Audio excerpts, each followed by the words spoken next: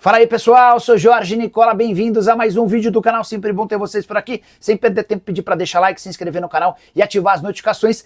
Preciso te atualizar agora sobre as dívidas do Vasco com empresários. Nessa semana o Fábio Melo foi a um podcast para reclamar de 700 mil reais que ele ainda não recebeu da comissão do Watson. Detalhe importante, essa dívida que o Vasco tem para com o Fábio Melo nem faz parte de um valor de 30 milhões de reais em comissões que o Vasco já reconheceu na justiça que deve somente para empresários. Os números constam da lista de credores entregue pelo clube à juíza responsável pela recuperação judicial vascaína. Separei os empresários que mais têm a receber do Vasco da Gama. De acordo com esse documento, o Carlos Leite lidera esse ranking com quase 8 milhões de reais. Na sequência aparece o André Cury com 7 milhões de reais. Juliano Bertolucci tem 3 milhões e 300 mil para receber. Eduardo Uran mais 3 milhões de reais. Paulo Pitombeira 2 milhões e 200 mil. Cláudio Guadanho, 1 milhão e 700 mil reais. Vasco da Gama que vai em busca de reforços no mercado. A prioridade para encontrar um zagueiro. Nino e R. Minas são nomes complicados, muito difíceis. Além de atacante de velocidade, Andrés Gomes está nos planos, atacante colombiano que joga no futebol francês. Boa noite, Nicola. Já falou do Vasco? Se puder, faz um resumão, abraços. Vamos lá, Alessandro.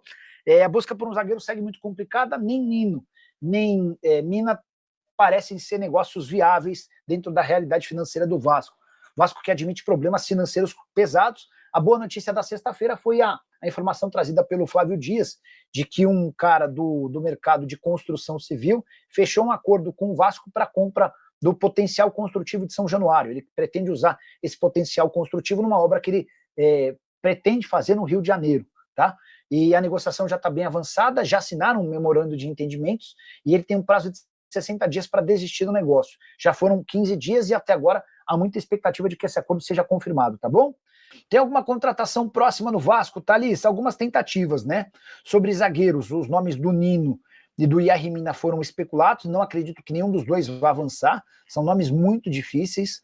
O Nino, avaliado em 8 milhões de euros, o Mina renovou recentemente o contrato com o Cagliari.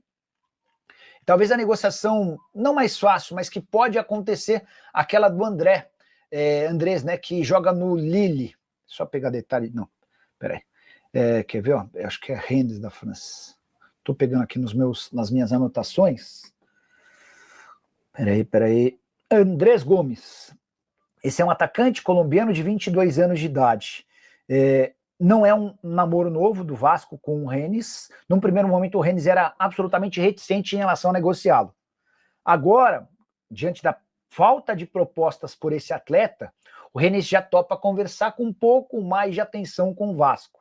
Ele havia sido comprado na temporada passada do Real Salt Lake, dos Estados Unidos, operação de 10 milhões de euros. Acontece que essa primeira temporada na França não foi boa. 19 jogos, só 3 gols. E a partir daí, o Rennes topa fazer negócio com ele. A maior do dia foi publicada pelo Flávio Dias, do Atenção Vascaínos, meu amigo Flávio, o FD, eu chamo ele de FD. Ele contou que há um investidor, um cara de muita capacidade financeira, que já se acertou há mais ou menos 15 dias com o Vasco para a obtenção do potencial construtivo de São Januário. Ele vai dar uma grana para o Vasco, que vai permitir ao Cruz Maltino fazer boa parte da reforma do estádio. E em troca desse potencial construtivo, esse investidor, que é do ramo de construção civil, pretende comprar um terreno e explorar o direito de construção lá no Rio de Janeiro, tá bom? Essa notícia é super importante. Átila Zapata, pouco atrasado, quem é o zagueiro que está vindo para o Vasco? Não sou vascaíno, não. Embora, por ser um clube de colônia portuguesa, tenha o meu carinho. O Vasco tentou a contratação de Nino. Acho um movimento, inclusive, bem interessante, mas que me parece fora da realidade cruz-maltina. O Nino, vocês vão lembrar, jogador do Fluminense, pertence ao Zenit. A oferta feita pelo Vasco, de acordo com o Pedrosa, foi de 5 milhões de euros, mas o Zenit só topa negociá-lo por 8 milhões de euros. E aí fica a pergunta, poxa, 8 milhões de euros no Nino, eu acho bom negócio. Acho o Nino muito bom zagueiro, um cara bastante acima da média, que caberia em vários clubes com capacidade financeira, né? Então, se o seu time tem grana, pode estar pintando aí uma boa oportunidade de negócio. Preciso trazer boa notícia para o torcedor vascaíno. O Vasco deu passo importante para a reforma do seu estádio. A venda do potencial construtivo de São Januário está praticamente fechada. e vai ser fundamental para todo o dinheiro que é necessário para a transformação da Arena Vascaína. Formação do Flávio Dias dá conta de que um grande incorporador, como pessoa física, já assinou um memorando de intenções para compra. Esse documento prevê ou dá o direito a ele de, em 60 dias, desistir do acordo. Já se foram 15 dias e existe muita confiança de que o martelo será batido. Importante contar que esse investidor está procurando uma compra de um terreno na zona oeste do Rio e pretende utilizar esse potencial construtivo de São Januário para tocar a sua obra. Bora de informações sobre o Vasco repercutindo a entrevista de Pedrinho, presidente do clube, na tarde dessa quinta-feira. Ouvi atentamente tudo o que ele disse. Para mim, coisa que mais chamou a atenção diz respeito a 777. Você sabia que a empresa que assumiu o departamento de futebol do Vasco durante um bom período chegou a contratar jogadores no valor de 300 milhões de reais, mas só pagou 100 milhões, deixando a conta de 200 milhões para serem quitadas pelo Pedrinho e pelos próximos presidentes. Importante contar ainda que a 777 havia prometido um aporte de 270 milhões de reais na temporada passada e essa grana também não veio. Esses dois pontos ajudam a explicar toda a dificuldade financeira do Cruz Maltino. Pedrinho ainda revelou que teve uma oferta para mandar o jogo contra o Corinthians fora de São Januário, proposta de 4 milhões de reais que foi recusada pela dificuldade Cruz Maltina no Campeonato Brasileiro. Segundo Pedrinho, se o time estivesse distante da zona do rebaixamento, possivelmente essa venda teria sido feita. Para completar, deixa eu contar também a respeito do custo do calabouço. Pedrinho tem sido alvo de muitas críticas por conta de uma elevação nos gastos com água e luz lá do calabouço. Pedrinho admitiu que o Vasco, através do uso de gato, daquelas maracutaias, não vinha pagando nem água nem luz. Ele considerou isso um grande absurdo. A partir daí o Vasco passou a pagar 150 mil reais por mês. Preciso falar agora sobre a chance de o Vasco tomar mais um chapéu, agora de um rival do Rio de Janeiro. Nos últimos dias, o Vasco tinha negociações avançadas com o Cabadeiro, atacante paraguaio do Nacional, também do Paraguai. Pois bem, o atleta virou reforço do Santos. No mais novo caso de risco de chapéu, atende pelo nome de Alan Saldívia. Esse cara é zagueiro, 23 anos de idade, uruguaio e pertence ao Colo-Colo. O Vasco gostou das condições do negócio e especialmente da forma como o atleta tem se comportado, mas faltou o acordo financeiro com o Colo-Colo. E foi aí que o Botafogo entrou na parada, inclusive mandando um representante para assistir ao atleta em ação numa partida recente do campeonato chileno. Essa partida aconteceu no dia 12. A ESPN do Chile foi quem informou sobre a disputa entre os clubes brasileiros relacionada a Saldívia.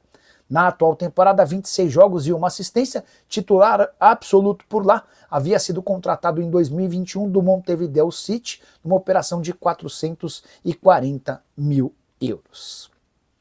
Preciso contar uma informação exclusiva sobre o Vasco. Felipe Maestro anda chateado com sua situação no Cruz Maltino. Até um tempo atrás, antes da contratação do Fernando Diniz, o Felipe tinha enormes poderes no departamento de futebol. Cuidava da base, mas também e principalmente do futebol profissional. Todas as contratações partiam de indicação dele. Marcelo Santana, ou então diretor executivo de futebol, só era um negociador, mas quem escolhia os atletas que seriam contratados pelo Vasco era o Felipe Maestro. Essa situação começa a mudar com a queda do Marcelo Santana e se torna radicalmente contrária com a chegada do Fernando Diniz. Nesse momento, o Felipe segue como diretor técnico, mas cuidando da transição entre base e profissional. Ele não palpita e tem bem poucos poderes no time de cima. Para completar, o Felipe também muito irritado com uma série de críticas em relação à presença do seu filho na base, o Lucas Loureiro, jogador de 20 anos. Felipe pediu a rescisão do contrato desse atleta e o levou para o Estrela Amadora de Portugal. É só importante registrar que Felipe e Pedrinho têm uma amizade de longa data, mas, a julgar pelos últimos acontecimentos, dá para dizer que houve um distanciamento entre as partes. Já o Vasco da Gama conseguiu reverter aquele transfer ban que o impedia de registrar jogadores. Houve uma aceitação da FIFA em relação a um pedido do Vasco e o Vasco vai estar habilitado para, por exemplo, colocar em campo o Thiago Mendes. Vale a lembrança de que esse transfer ban havia sido imposto ao Vasco por conta da compra não paga de Esforça. O Rafael Silva perguntando se Puma Rodrigues fechou com o São Paulo. Ele foi sugerido ao São Paulo, Puma que está discutindo a rescisão do contrato no Vasco, tá? Ele tem contrato só até dezembro, está fora dos planos do Vasco e ele entende que ele precisa voltar a jogar sob o risco de não ser mais convocado para a seleção uruguaia. Informação importante, enquanto discute essa rescisão, o Puma Rodrigues foi relacionado para a partida de logo mais contra o Independiente Del Valle. Isso não significa que ele vai ser titular, mas existe essa confirmação de que ele vai estar no banco de reservas. Ele foi oferecido ao São Paulo, não dá para dizer que causou muito ânimo não, tá? Bora falar agora sobre uma compra casada no Vasco. Tem repercutido bastante uma declaração que o Edmundo deu nessa sexta-feira, afirmando que o Thiago Mendes só foi contratado pelo Vasco por exigência do seu empresário, o Paulo Pitombeira. Aí você deve estar se perguntando, e por que o Pitombeira poderia fazer qualquer exigência em relação ao Vasco? Porque ele é o representante do Leonardo Jardim, o goleiro do Vasco, com quem o clube negociava desde a temporada passada uma prorrogação do vínculo. Segundo Edmundo, para que o Léo Jardim estendesse seu contrato até 2030, o Vasco se viu obrigado a fechar com o Thiago Mendes. Nem acho que, se for verdade, um caso tão ruim, porque o Thiago Mendes é muito bom jogador e chega para resolver problemas do meio-campo cruz-maltino. Mas queria destacar essa necessidade de uma coisa para garantir a outra. O Léo Jardim estendeu seu contrato até 2030, tornando-se o segundo jogador mais bem pago do elenco vascaíno, só atrás de Felipe Coutinho. A multa rescisória para tirá-lo do Vasco também está estabelecida em 10 milhões de euros. Só para completar, falei sobre Felipe Coutinho, ele passou por exames de imagem que apontaram uma contusão na panturrilha esquerda.